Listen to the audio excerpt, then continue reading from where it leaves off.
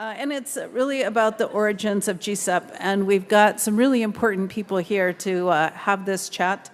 Jeff Kosef, the co-director of the Stanford Woods Institute for the Environment and a professor of civil and environmental engineering, will moderate this discussion with Brian Flannery and Lynn Orr. Brian has recently retired from his position as the strategy and program manager of the Environmental Policy and Planning Department at ExxonMobil, and Lynn Orr, Professor Lynn Orr, served as the founding director of GCEP, and he is now the director of the Stanford Precourt Institute for Energy. So with that, take it away. Thank you, Sally, and good morning to everyone. I'm Jeff Kosef, and it's my pleasure to moderate this fireside chat. I think first order of business is we're all going to get up and move into the lobby where there actually is a fire, and we'll have the chat there. That was overruled, so we'll just move on. I guess what we're trying to look at right now is just the origins of GCEP, and borrowing the metaphor from our previous speaker, I think it's it takes two to tango. So how did we actually get into this tango? And so Brian, I think I'll start with you. It was. In fact, I looked last night. It was August 27th, 2001, where you and Frank Sproul arrived on campus and met with a bunch of people to start exploring this idea. So maybe you could let us a little insight into what motivated ExxonMobil to propose what ultimately became GCEP, and then what did ExxonMobil hope to accomplish through GCEP? Great, thank you, and it's really a pleasure to be here. It's a pleasure to see so many people that had so much to do with this getting started. And actually, it was interesting to hear several of the speakers say, oh, this looks different than what we're used to. It was intended to be different than what we're used to in terms of an interaction between industry and academia. So, late in the year 2000, I'd come back from the latest meeting in The Hague of the UN Framework Convention process. And I sat down with my boss, Frank Sproul, and Ken Cohen, the head of our public affairs group. And the decision was that they'd already taken, we need and want a signature program beyond the scientific investigation of climate change. We want it to be something that is in keeping with our culture and values. And Ken Cohen indicated it could be big. $100 million was spoken of. And at that point I said, wow, with $100 million, you can do quite an interesting project. And Frank's background and mine are R&D, and we pretty quickly settled on the idea of evidencing our commitment to the need for R&D, because the technologies we have today are not going to achieve the outcomes that people have in mind for managing climate risk. And pretty quickly we reached the conclusion to make it university-based, to make it oriented not at producing technologies, but what universities are good at. Science-based exploration, lead generation. It would have to be very broad because you don't know where these things are going to go. As previous speakers have already described, clearly electric power, fuels, and transport are absolutely essential. In the OECD, they represent 60–70% of emissions, and throughout the world they're growing. So the idea was a university-based, very broad portfolio, bringing in other universities but situated in a university, to evidence our commitment and to make things happen. And I think that really is the origin of the process. And then to make it happen, we also had to convince our own senior management that this was a good thing to do. So we clearly also realized we'd need to find a university host. We'd need to find a set of sponsors, signature sponsors from the different sectors. That was also part of the plan. And we need to create a workable agreement so that this could succeed. So that was the start from our perspective. November 2000. Great. So following on from that, we were then at Stanford invited by ExxonMobil and the partners to submit a proposal that would sort of outline the vision, or Stanford's vision, for this for the center, for this project, if you will. So Lynn, you were deep in the trenches back then. What was the basic strategy for Stanford's proposal to ExxonMobil, and why was the strategy chosen? Well, actually, I would back up and say that in the tango metaphor that we heard in the last talk, there was some partner choosing up going on. Actually, the earliest conversation I remember was really around with colleagues in earth sciences thinking about geologic storage of CO2, and we talked to Schlumberger about that possibility. And they, in a way like ExxonMobil, were also saying, gosh, we'd like to have some partners in this. This could be a big deal. So we had independently contacted ExxonMobil about this, and Brian and others came to visit, and I remember dinner at a restaurant in Palo Alto when Brian said something to the effect of, you know, we've been thinking about something that might go beyond carbon capture and storage. Would Stanford be interested in thinking about that? And I said, yeah, absolutely, we would. So that led to a whole series of conversations and many meetings and lots of discussion. And I would say that I mean, we did write some things down, but it was much more a conversation and a collaboration about what could we do that would tackle one of the world's most important problems. How do we supply the energy the world needs and at the same time protect the planet? But do it in taking advantage of the creativity that can exist with smart graduate students and faculty around the world.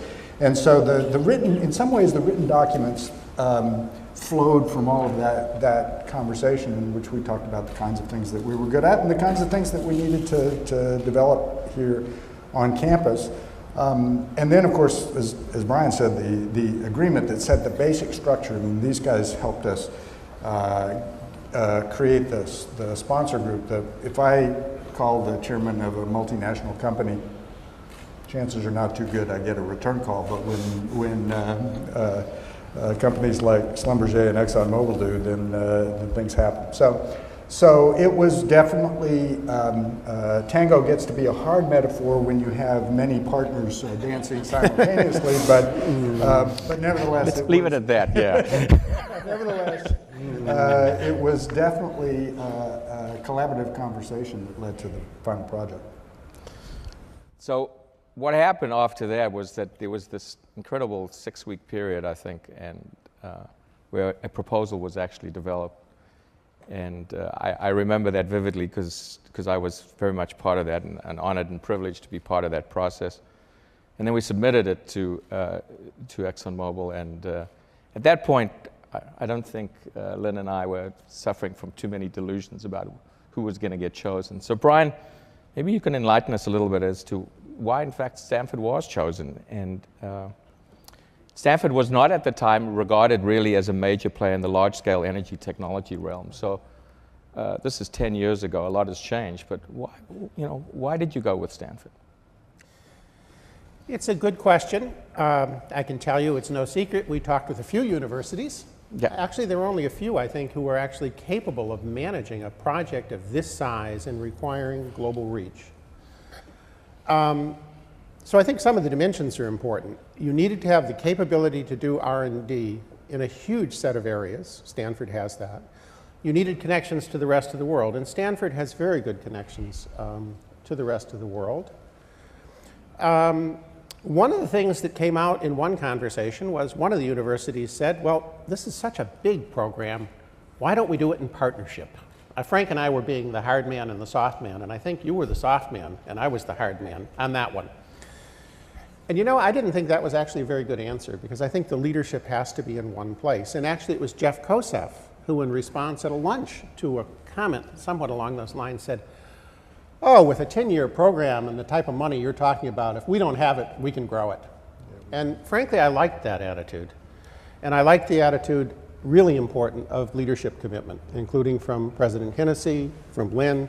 I had talked with several people who I knew at Stanford, and more than one had said, well, at some point, President Hennessy is going to ask, who's going to lead this project? And it means a career change.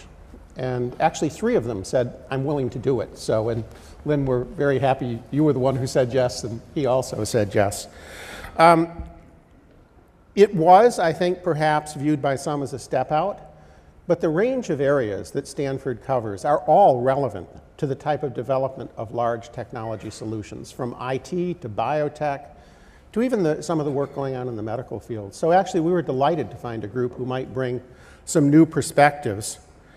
I might add that one other issue that was important was the treatment of intellectual property and the ability to manage it, which basically ruled out almost every state-run university in the country, even though many of them were quite good. Their delusions about IP are strange. And we also knew that academic integrity would be essential to the conduct and success of the program. And we thought we could work with you to build an agreement that would structure that way. In fact, that was a huge element in the discussion when this was announced, though I don't think it's turned out to be an issue in practice. Great. So Lynn, what in your opinion, in your recollection were, once this was put together and we had the sponsors and we had the green light, you now then had to organize this internally on campus and get this thing organized. What were the biggest internal challenges that we had to sort of overcome in order to get this going? So I think the first biggest challenge was getting an account number out of the Stanford accounting system. You'd be astonished how much effort that took. But in any case, once past that, then it was really thinking about how do we build a process of generating a research portfolio that's broad-based, that takes advantage of the creativity of our community and our colleagues around the world, and do that in a way where they all feel like their proposals have been read carefully and thoughtfully. And then of course we needed to put together a team to do this, and so all of that does actually take some effort. But it was, from a lot of ways, it was relatively easy in this university if you have some resources to put together the pieces. And there were lots of efforts on that. But I would say that building the proposal process was the biggest single challenge, and I think it was an important one because some questioned our ability or whether all these research relationships would somehow inappropriately influence the research process. But in fact, of course, it was all proposal based. What we were looking for was creative proposals from investigators. And so we just needed to put in place a process where people understood that was the case and that it would be okay. So Brian, what from your perspective in putting this consortium together of sponsors and were the biggest challenges, and at that time there was talk about the relationship between corporations and the academy, issues of academic integrity and things like that. How what in your view were some of the issues, and how did we deal with them? Great. Let me address the first one about academic integrity. I think we were utterly convinced this program would not generate useful results unless that was absolutely guaranteed. Yet it was the subject of a lot of articles. They focused more on that than actually the content of the portfolio. I know Lynn, in answer to one, said, we absolutely guaranteed in Stanford. That was essential to our mandate. I said, Lynn, would you please add, and the sponsors needed it too, and they're completely supportive of that, and you have ever since. So good working relation. I think in terms of it getting going, getting the sponsors together was a complex task. And again, kudos to Dr. Sproul sitting there, who said, Brian, we can't do this. We got to involve our management committee to make the initial phone call and open the door so that we can talk to different companies. And we talked to quite a few. All of them found it to be quite an exceptional program. All of them had interest, but for many, they had different priorities for really a strategic investment of external relationship and funds. But we're delighted with the sponsors we got and the way in which we got them. And again, Schlumberger, who had in mind a CCS program, just immediately stepped up and said they'd be happy. With Toyota, ExxonMobil has a great relation with them, and in a sense, they said yes, as we would to their proposals, simply because we asked them, or if they asked us, we would look for ways to make it work. The others' relationships were a bit different, but we were delighted with the outcome in terms of the sponsors we have. Last comment I would make, I think management is critical. The nature of the agreement was critical.